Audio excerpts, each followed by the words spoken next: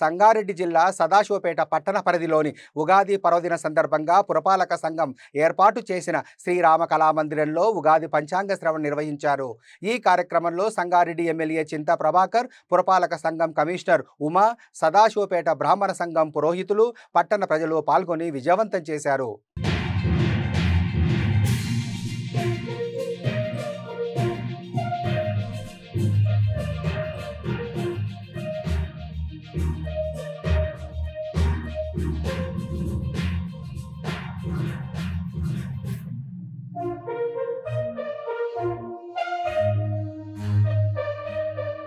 ఈ ఉగాదిలో మనం ఏదైతే శ్రీకారం చుట్టామో, ఏదైతే ఆదిగా మనం శ్రీకారం చుట్టామో అది మన జీవితానికి